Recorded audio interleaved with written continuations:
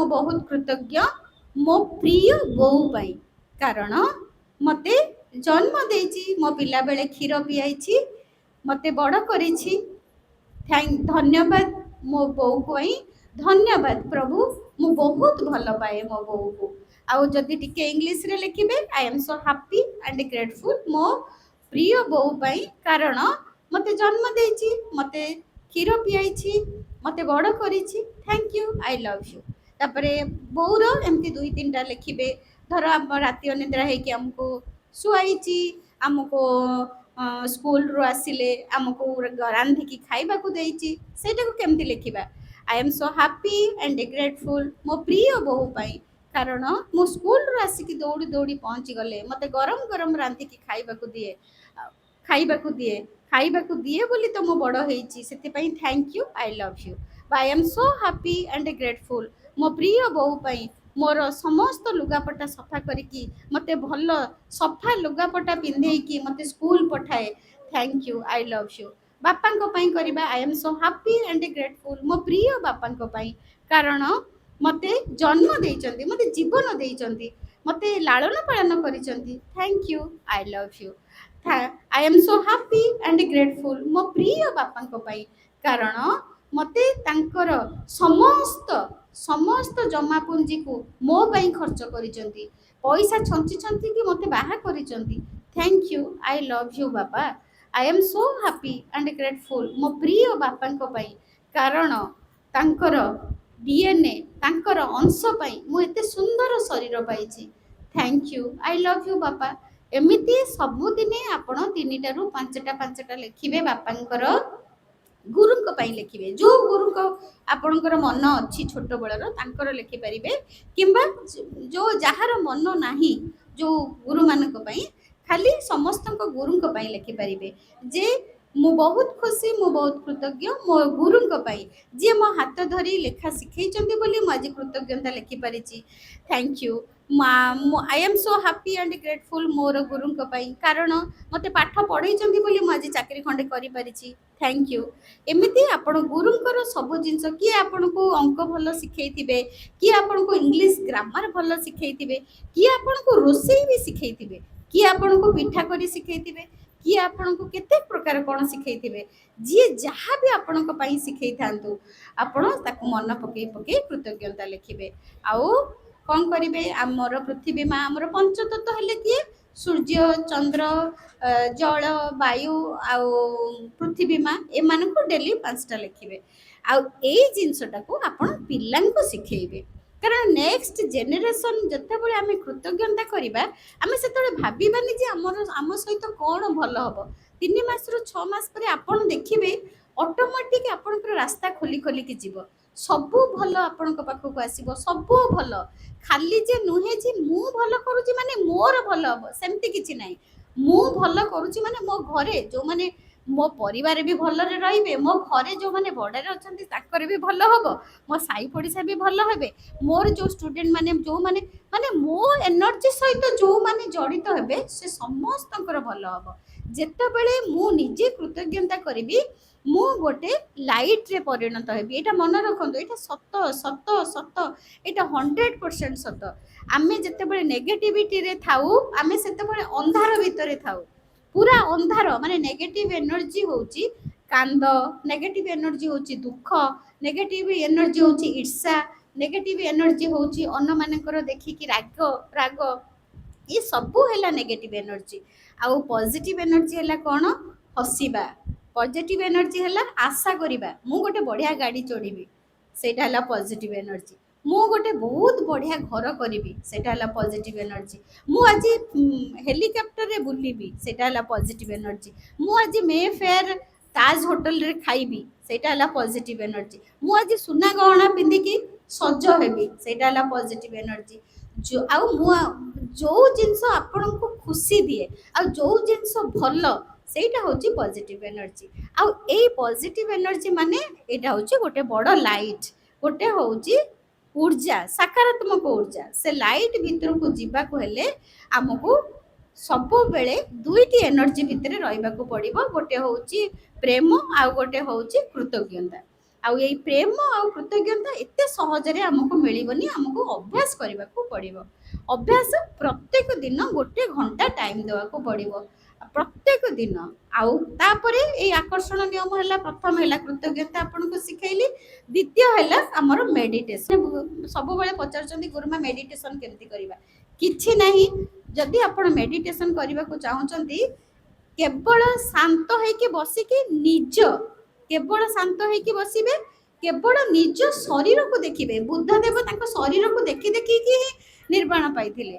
କେବଳ ନିଜ ଶରୀରକୁ, ନିଜ ଶରୀର ଭିତରେ କ'ଣ ହଉଛି, ଆପଣଙ୍କ ହାର୍ଟ ବିଟ୍ କେମିତି ଚାଲିଛି, ଯେତେବେଳେ ଆପଣ ନିଜକୁ ଦେଖିବା ଆରମ୍ଭ କରିବେ, ନିଜ ଗୋଡ଼ ଭିତରେ କ'ଣ ହଉଛି, ନିଜ ଆଣ୍ଠୁ ଭିତରେ କେମିତି ସଲସଲ ହଉଛି, ନିଜ ପେଟ ନାହି ପାଖରେ କ'ଣ ହଉଛି, ନିଜ ଛାତି ଭିତରେ ଆପଣଙ୍କ ହୃଦୟଟା କେମିତି ସ୍ପନ୍ଦନ କରୁଛି, ଯେତେବେଳେ ଏଇସବୁ ଜିନିଷ ଭିତରକୁ ଦେଖିବା ଆରମ୍ଭ କରିବେ, ସେଇଟାକୁ ଧ୍ୟାନ କୁହାଯାଏ। କାହିଁକି ଆମେ ଦେଖିବା ନା, ଆମ ମୁଣ୍ଡର ଚିନ୍ତାକୁ ବନ୍ଦ କରିବା ପାଇଁ ଆମେ ଧ୍ୟାନ କରିବା। ଆଉ ଧ୍ୟାନ ମାନେ ହେଲା ନିଜର ଭିତରକୁ ଦେଖିବା, ଆମ ମୁଣ୍ଡକୁ ଖାଲି କରିବା। ମୁଣ୍ଡକୁ ଖାଲି କରିବାଟା ହଉଛି ଧ୍ୟାନ। ମୁଣ୍ଡକୁ ଖାଲି କରିବା ତ ଏତେ ସହଜ କଥା ନୁହେଁ। ଆମେ ତ ଫ୍ରାକ୍ସନ୍ ଅଫ୍ ସେକେଣ୍ଡରେ 6,000 60,000 ଜିନିଷ ଭାବି ଦଉଛେ। ଠିକ୍, ଯୋଉଟା ଆମର ରିସର୍ଚର ମାନେ କହିଛନ୍ତି ଯେ ଆମେ 1 ସେକେଣ୍ଡରେ ଏଠି ଏଇଟା ଭାବୁଛେ, ସେଇଟା ଭାବୁଛେ, ସେଇଟା ଭାବୁଛେ, ପୁରୀ କୋଣାର୍କ ଦିଲ୍ଲୀ ବମ୍ବେ ସବୁଆଡେ ବୁଲି ଯାଉଛେ ଗୋଟେ ଫ୍ରାକ୍ସନ୍ ଅଫ୍ ସେକେଣ୍ଡରେ। ସେଇଟା ପ୍ରାକ୍ଟିସ ଦ୍ୱାରା ହବ। କେବଳ ଅଭ୍ୟାସ ମାଧ୍ୟମରେ ଆମ ମୁଣ୍ଡକୁ ବନ୍ଦ କରିପାରିବା। ଆକର୍ଷଣ ନିୟମ 3ଟା ଜିନିଷରେ ଆମେ କରିପାରିବା ଅଭ୍ୟାସ। କେମିତି? ଗୋଟେ ହେଲା କୃତଜ୍ଞତା, ଡେଲି ସମୟ ଦେବା ଅଧଘଣ୍ଟେ କୃତଜ୍ଞତା ପାଇଁ, 10 ମିନିଟ୍ ଦିନରେ 2 ଥର ଶାନ୍ତ ହେଇକି ବସିବା, ସିଧା ହେଇକି ବସିବା, ନିଜ ମୁଣ୍ଡକୁ ଖାଲି କରିବା। ନିଜ ମୁଣ୍ଡକୁ ଖାଲି କରିବା ପାଇଁ 2ଟି ଉପାୟ, ଶରୀର ଭିତରକୁ ଦେଖିବା, ଆଉ ଆଖି ବନ୍ଦ କରିକି ଦେଖିବା ଯେ ଉପରେ ଗୋଟେ ଟର୍ଚ୍ଚ ଗୋଟେ କିଏ ମାରିକି ବସିଛି। ଯଦି କିଛି ମନରେ ପଶୁନି, ଯେ ଆମେ ଯେମିତି ଯୋଉ ବିକେଶିବାନୀ କହୁଛନ୍ତି, ଆମେ ସୂର୍ଯ୍ୟ ଦେବତାଙ୍କୁ ଲାଇଟକୁ ଦେଖିବା, ସେ ଲାଇଟକୁ ଅନେଇବା, ତାଙ୍କ ପାଖରୁ ଉର୍ଜା ଆସୁଛି ଦେଖିବା, ସେଗୁଡାକ ସବୁ କହିବା କରିବା ଭିତରେ ବହୁତ ତଫାତ୍। କାହିଁକି ନା ଆମେ ହେଲୁ ସାଂସାରିକ, ଆମ ମୁଣ୍ଡରେ ବହୁତ ଜିନିଷ ଖେଳୁଥାଏ। କ'ଣ ରୋଷେଇ କରିବା, କେମିତି ଠାକୁର ପୂଜା କରିବା, କେମିତି ପୁଅକୁ ଖାଇବାକୁ ଦେବା, ସବୁବେଳେ ବହୁତ ଜିନିଷ ପଶୁଥାଏ। ସେଥିପାଇଁ ଆମେ ସୂର୍ଯ୍ୟ ଦେବତାଙ୍କୁ ଅନେଇକି, ତାଙ୍କୁ ଭିଜୁଆଲାଇଜ କରିକି, ତାଙ୍କୁ ମେଡିଟେସନ କରିକି ସେ ଉର୍ଜା ଆଣିବା, ସେଇଟା ବହୁତ କଷ୍ଟ। ସେଥିପାଇଁ ଆମେ ପ୍ରଥମେ କ'ଣ କରିବା ନା, ଦେଖିବା। ଆମେ ଟର୍ଚ୍ଚ ଦେଖିଛେ, ଟର୍ଚ୍ଚ ଲାଇଟ୍ ଦେଖିଛେ, ଆମେ ଆଖି ବନ୍ଦ କରିକି ଦେଖିବା ଯେ ଆମର ଥାର୍ଡ ଆଇ ଚକ୍ର ସିଧା ଉପରୁ ଜଣିକି ଗୋଟେ ଟର୍ଚ୍ଚ ମାରିକି ଆମକୁ ଦେଖଉଛି, ଆମେ ସେ ଟର୍ଚ୍ଚକୁ ଚାହିଁଛେ। ବାସ୍, ସେଇଟା ଗୋଟେ ହେଲା ଉପାୟ। 2ରେ ଆମେ ଆମ ଶରୀର ଭିତରକୁ ଦେଖିବା। ଦେଖିଲେ କ'ଣ ହବ? ଏଇଟା ମୁଣ୍ଡ ଖାଲି ହବ। ମୁଣ୍ଡ ଖାଲି ହେଲେ ଆମେ ପ୍ରେଜେଣ୍ଟ ମୋମେଣ୍ଟରେ ରହିବା। ତାପରେ ଆମେ ଅଫର୍ମେସନ ଲେଖିବା। ଅଫର୍ମେସନ ମାନେ, ମୋ ପୁଅ ଭଲ ପାଠ ପଢୁଛି, ମୋ କଥା ଶୁଣୁଛି, ଆଉ ଯାହା ରାନ୍ଧିକି ଦଉଛି ଖାଉଛି, ଘରେ ରହୁଛି। ବାସ୍, ଯଦି ମୋ ପୁଅ ଭଲ ପାଠ ପଢିବ, ତାହେଲେ ମୁଁ ଏଇଟାକୁ ଅଫର୍ମେସନ 108 ଥର, 21 ଥର, ଦିନରେ 3 ଥର କିମ୍ବା ଦିନରେ ଥରେ 108 ଥର ଲେଖିବେ। ହେଲା, ପିଲାମାନଙ୍କ ପାଇଁ ଏଇଟା ବହୁତ ମୋଷ୍ଟ ଇମ୍ପୋର୍ଟାଣ୍ଟ ପଏଣ୍ଟ କହିଲି ଯେ ଧନ୍ୟବାଦ ପ୍ରଭୁ କରିବେ, ନହେଲେ ଧନ୍ୟବାଦ ପ୍ରଭୁ, ମୋ ପୁଅ ମୋ ପାଠ, ମୋ ପୁଅ ମୋ କଥା ଶୁଣୁଛି, ଭଲ ପାଠ ପଢୁଛି, ଭଲ ରେଜଲ୍ଟ କରୁଛି, ଆଉ ମୁଁ ଯାହା ରାନ୍ଧିକି ଦଉଛି ଖାଉଛି, ଧନ୍ୟବାଦ। ଲାଷ୍ଟକୁ ଗୋଟେ ଧନ୍ୟବାଦ ଲେଖିବେ। ଏଇ ଅଫର୍ମେସନକୁ ଆପଣ 21 ଥର ସକାଳେ, ଖରାବେଳେ 21 ଥର, ରାତିରେ 21 ଥର ଲେଖିପାରିବେ, କିମ୍ବା ଏକାଥରେ ବସିକି 108 ଥର ବି ଲେଖିପାରିବେ। ଆଉ ରାତିରେ ଶୋଇଲା ପୂର୍ବରୁ ଦିନ ସାରା ଯାହା ଆପଣଙ୍କ ସହିତ ଭଲ ହେଇଛି, କ'ଣ କିଛି ଯଦି ଭଲ ନ ହେଇଛି, ଖାଇଛନ୍ତି ତ, ସେଇଟା ବି ଆପଣ ତାକୁ କହିବେ, ଧନ୍ୟବାଦ କରିକି ଶୋଇବେ। ଭଲ ଉପରକୁ ଫୋକସ କଲେ ଆପଣଙ୍କ ସହିତ ନିଶ୍ଚିତ ଭଲ ହବ। ମୁଁ ଡେଲି ଯଦି ଶୋଇଲା ବେଳେ 2ଟା 3ଟାକୁ ଧନ୍ୟବାଦ କରିବି, ସେ ନିଶ୍ଚିତ ତା ପରଦିନ ଆଉ 6ଟା ଭଲ ହେଇକି ଆସିବ। ମୁଁ ଏଇଟା ଦେଖିଛି, ମୋ ଝିଅମାନେ ଯେଉଁମାନେ ସବୁ ପ୍ରାକ୍ଟିସ୍ କରୁଛନ୍ତି, ସେମାନେ ବି ତାଙ୍କର ବହୁତ ସାରା ସକ୍ସେସ୍ ଷ୍ଟୋରିଜ୍ ଅଛି, ବହୁତ ସାରା ସକ୍ସେସ୍ ଷ୍ଟୋରିଜ୍ ଅଛି। ଯେଉଁମାନେ କରିଛନ୍ତି ସେ ରେଜଲ୍ଟ ପାଇଛନ୍ତି। ଆପଣ କରନ୍ତୁ, ଅଭ୍ୟାସ କରନ୍ତୁ। ଆଉ ଇ ଯେଉଁ ଲେଖିଛନ୍ତି ରଣ୍ଡା ବନେଇ ଯେଉଁ ବହି ମ୍ୟାଜିକ୍ ପ୍ରାକ୍ଟିସ୍, ଇଏ ଏମିତି ଖାଲିଟାରେ ଲେଖି ନାହାନ୍ତି, ରିସର୍ଚ୍ଚ କରିଛନ୍ତି, ତାପରେ ଲେଖିଛନ୍ତି। ସବୁ ବଡ଼ ବଡ଼ ଲୋକ ଆକୁ ପ୍ରାକ୍ଟିସ୍ କରୁଛନ୍ତି, ଆପଣମାନେ ବି କରନ୍ତୁ। ମ୍ୟାଜିକ୍ ପ୍ରାକ୍ଟିସ୍ ମୋର ବି ୟୁଟ୍ୟୁବରେ ବି ଅଛି, ଫ୍ରିରେ ବି ଅଛି। ମୁଁ ଏଇ କ୍ଲାସ୍ଟାକୁ ବି ଫ୍ରିରେ କରେ, ଆପଣ କରନ୍ତୁ। 30 दिन रे आपण देखिबे आपण निश्चय आपण निजे भी देखि परिबे आपण को लाइफ चेंज हे जीवो सीए ए कोरान बाइबल गीता भागवत सब पढ़ी कि तादर सार बाहर करके लिखिं आउ एथिर गोटे बहुत इंपोर्टेंट पॉइंट आपन को कहूची आज कहूची आपन को आउ एटा सत सत सत सत गोटे भी जिंस ए बहिर मिछ नुहे गोटे जिंस आपन को कहूची एथिरे सीधा लिखा है आपण देखिबे आपनकर को एरिया रे आपनकर किछि नेगेटिविटी अछि माने चैलेंज अछि परिवार भितर अशांति अच्छी शाशु बो भितर पड़ुनी बाप पुओ भितर पड़ुनी बा टंकार अभाव अच्छी टंकार अभाव अच्छी पिला माने कथा मानु नांती कि आपणकर शरीर रे किछि चैलेंज माने आपणको देह मुंड सब बेले खराब रहउची शरीर रे किछि खराब अच्छी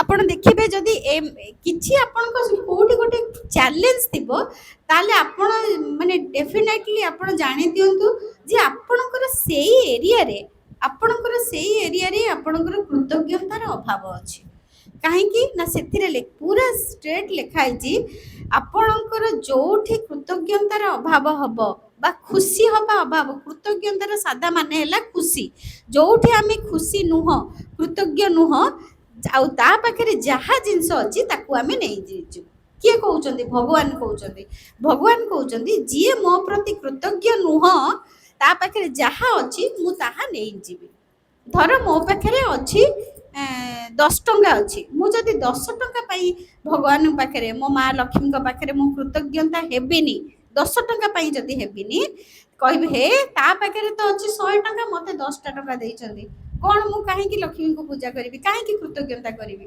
ତାହେଲେ କଣ ହବ ନା ସିଏ ତ 100 ଟଙ୍କାରୁ 1000 ଟଙ୍କା ହେଇଯିବ କିନ୍ତୁ ମୋର ବି ସେ 10 ଟଙ୍କାରୁ ଟଙ୍କାଟା ବି ରହିବନି ଆଉ ସେ 10 ଟଙ୍କା ବି ପଳେଇବ ଟଙ୍କାଟା ବି ମୋ ପାଖରେ ଆଉ ଆସିବନି ମୋ ପାଖକୁ এইটা ହେଲା କୃତଜ୍ଞତାର ଶକ୍ତି এইটা ହେଲା କୃତଜ୍ଞତାର ପାୱାର ଯଦି ମୋ ପାଖରେ 10 ଟଙ୍କା ଅଛି ମୁଁ ତା ପାଇଁ ଯଦି କୃତଜ୍ଞତା ହେବି ପ୍ରଭୁ ଧନ୍ୟବାଦ ପ୍ରଭୁ ମତେ ଆଜି 10 ଟଙ୍କା ଦେଇଛନ୍ତି ଧନ୍ୟବାଦ ପ୍ରଭୁ ଆଜି ମତେ ପଖାଳ ଶାଗ ଭଜା ଦେଇଛନ୍ତି ଧନ୍ୟବାଦ ପ୍ରଭୁ ମତେ ଆଜି ଏତେ ବଢିଆ କଟନ ଶାଢୀ ଗୋଟେ ଦେଇଛନ୍ତି ଯଦି ମୋ ପାଖରେ ଯେତିକି ଅଛି ମୁଁ ତାକୁ ଧନ୍ୟବାଦ କରିବି ତାହେଲେ ତାହା ବଢି ବଢି ଯିବ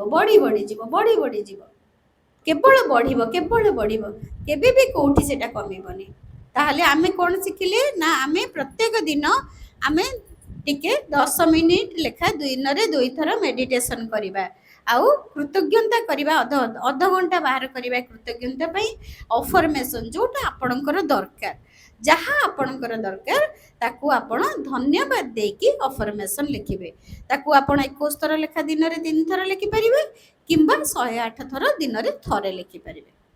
Thank you so much. God bless you.